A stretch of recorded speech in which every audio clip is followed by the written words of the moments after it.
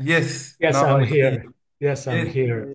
good morning, good morning. I know it's too early Hey, there. hey, I good think it's afternoon. 5 o'clock or 6 o'clock. Thank you for joining us. We truly appreciate you joining us at this early hour. Uh, your participation, as I told, is highly valuable because we are all wondering what's happening in United States. Today, our agenda is discussing how the new tax policies in US will impact our industry in this new era. US is not only a crucial market for Turkey, but also a significant source of scrap. So what changes do you foresee in upcoming period, both in terms of scrap and final products? Just a small Turkish. Toplantının bu bölümü İngilizce olacak. Sonra devamı tamamı Türkçe olacak. Maalesef tercüme edemiyoruz ama en sonunda bir özet yapmaya çalışacağım. Thank you, Mr. Bai. We are listening. Thank you so much, Harun, and good afternoon, ladies and gentlemen. Tao from EMR, and thank you so much for letting me have this opportunity to speak here. So, of course, now we are in a very interesting period of time. Yeah, if we talk about U.S. market, and over since last week, U.S. HRC spot market has moved up into around $900 level from a relatively stagnant upper 650 market since the mid of January. That's around about 35% increase. With supply availability becoming a concern as lead time gradually extend, so at least in short to medium term, the upward momentum appear to be sustainable. Correspondingly, U.S. Midwest shred scrap has moved up by around $40 in February settlement month, and it was expected to rise further between 45 to 50 this week as the negotiation will typically start today. And now, as the tariff being imposed on Canada and Mexico, we might see further increase. That is, so far it's because it's so sentimental driven, it's hard to forecast yet. But regardless, it's a very sentimental driven market we are in at the moment. If we talk about Mexican and Canadian imported scrap into US, over past 2 years, on monthly basis, that's typically about 350,000 tons each month. And that is about half of the total US export. I mean, from both Western coast, Eastern coast, and the Gulf. That means about over 2 months period, the US domestic scrap market could surge by around $70 to $80, if not more. While at the same time, on the US EC deep sea market, we only see an increase by around $30. So such a contrast, both from a sentimental and supply and demand perspective, has put the US deep sea export market in a very challenging position, as typically can be reflected in the recent decline in the number of cargoes sold from the US Eastern Coast market to Turkey. However, if we look at the situation from the perspective of Turkish export into US, new opportunities apparently has started emerging for Turkish producers. As once the consistent 25% proposed tariff would start to be implemented, that means one thing, that the previously uneven ground of competition caused by the exception made for the EU countries, Canada, Mexico, and other countries like Australia and Korea after initial introduction of the Section 232 tariff back in March 2018. that will be gone. So everyone's 25%. If of course, if our President Trump stick to what he said, based on the exception list over the past 2 years, approximately about 82.5% of imported steel into US was actually tariff-free, with a monthly average about 1.78 million ton imported in the US, just totally exempted from tariff.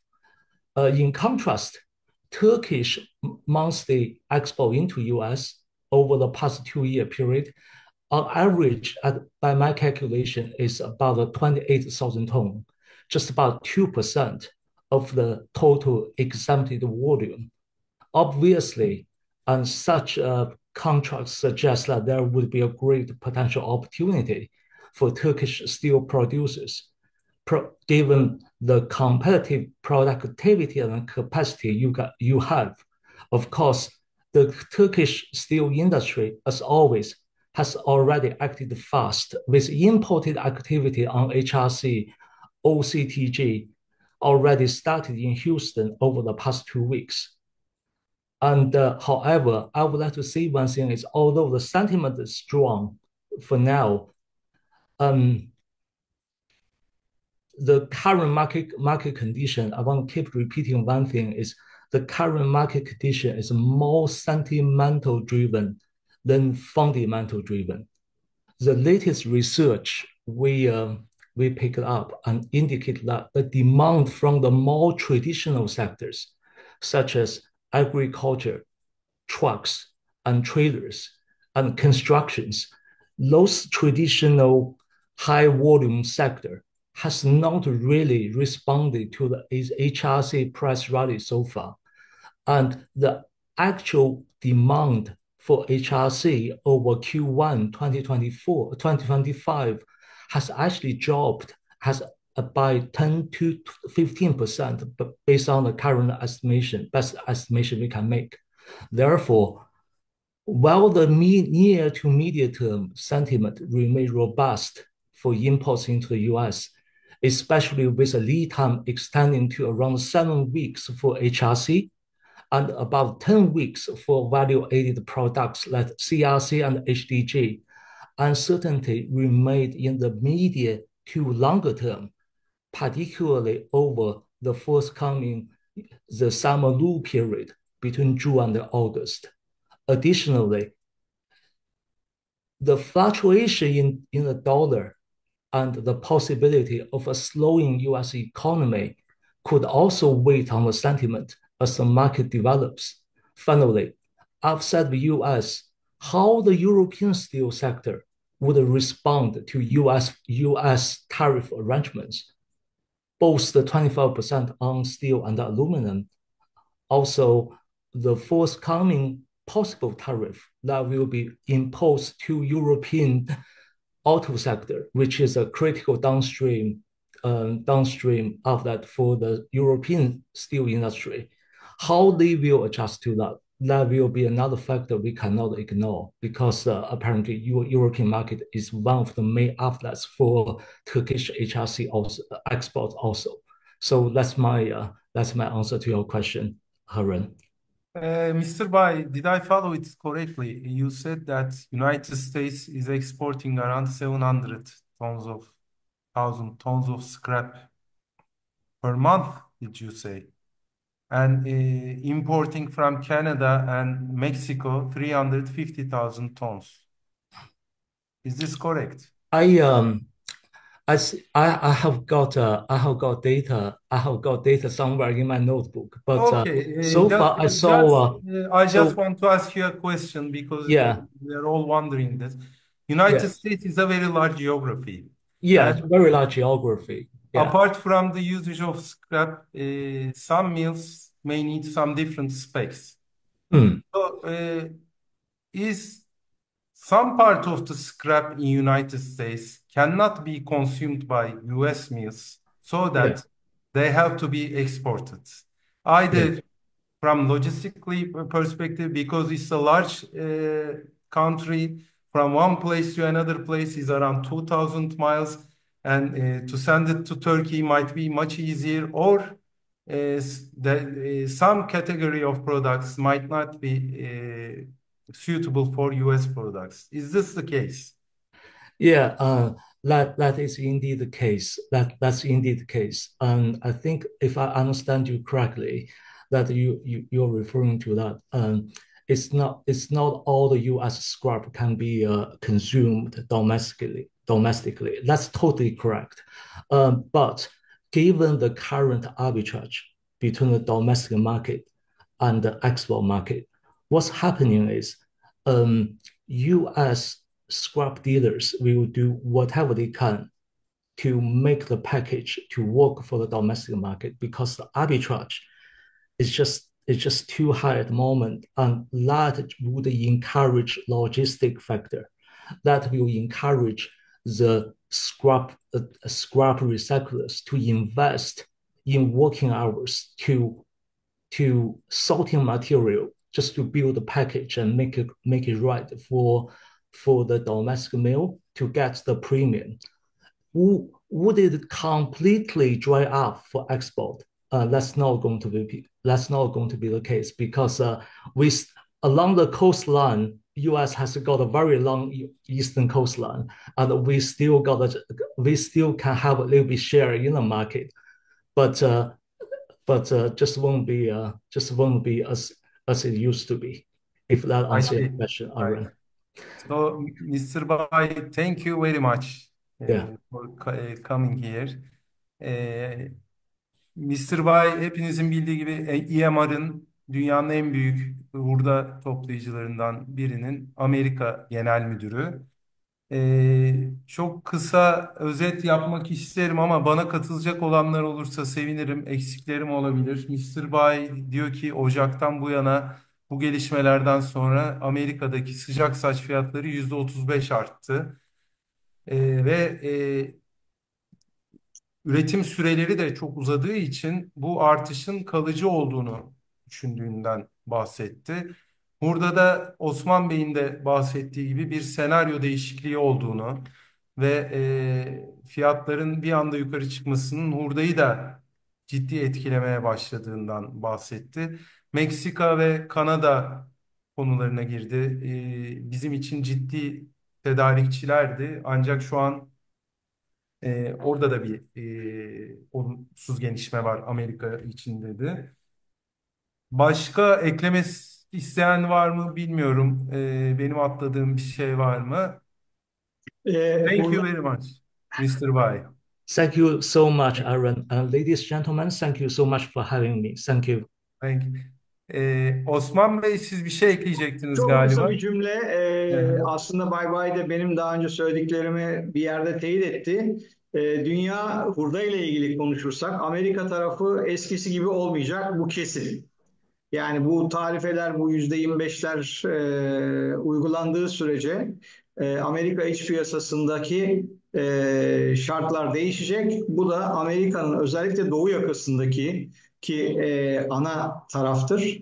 Doğu yakasındaki ihracatı maalesef olumsuz etkileyecek. Burada da biz de Türkiye olarak negatif etkileneceğiz ve fiyat artışlarına maalesef tekrar parantez içinde maalesef diyorum hazırlıklı olmamız lazım. Bu da Türkiye'deki üreticilerimizin kar marjlarını çok daraltacak. Çünkü açıkçası hurdadaki beklenti, hurdanın fiyatının artışındaki beklenti maalesef mamul tarafında görülmüyor veya çok daha yavaş tempoyla gidiyor. O bakımdan önümüzdeki bu süreçler oturana kadar önümüzdeki en az 3-6 ay periyodunda sıkıntılı bir dönem yaşayacağız. Ama bir taraftan bir noktayı ilave etmek istiyorum çok da uzatmadan. Türkiye'nin imalatı da bir yerde devam ediyor. Yani Ocak ayında da biz 2024'te 2023'e göre %12 daha fazla imalat yaptık.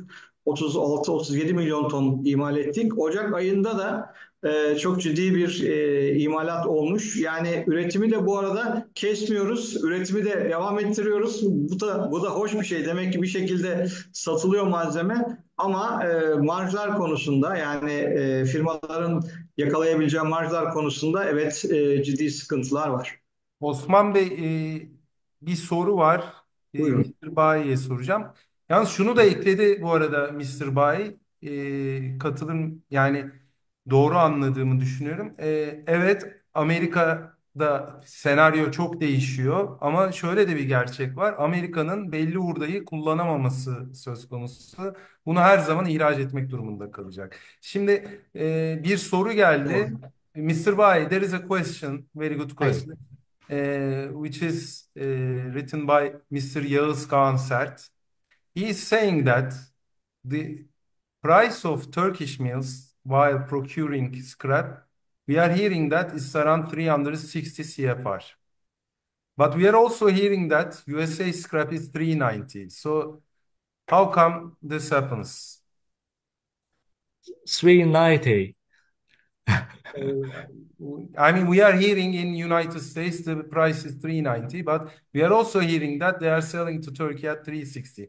How come this happens? This is the question. Oh, There may be some different qualities, not only same quality. 360 CFR basis Turkey or 360-65 for HMS 8020. Maybe 390 for shred because higher grade qualities, shred or bonus, PNS, etc., are having much more premium than Turkish market in USA and in Europe. That might be the reason, but Mr.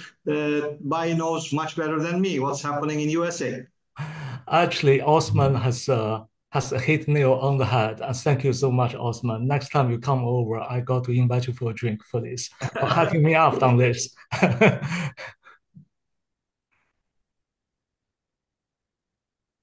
Evet. So there's so the quantity is one thing. Another thing is this: the trading scenario is very somehow can be very confusing. Also, are we talking about the U.S. domestic market, or are we talking about something else? And there's so many different numbers. Just like if we see in so far in the eastern coast, just based on the February settlement month, the domestic mills is paying over 49 bucks than our current deep sea dock. So that's if there's any indication I can give is that's how big the arbitrage is at the moment. um, but if there's any other question, I'm more than happy to answer. Even after this webinar, I'm more than happy to answer if it goes through Harun. So then we take from there. Okay. Thank you very much, Yeah. Mr. Bai. Okay, it's my pleasure. Thank you, thank you. Burada kapı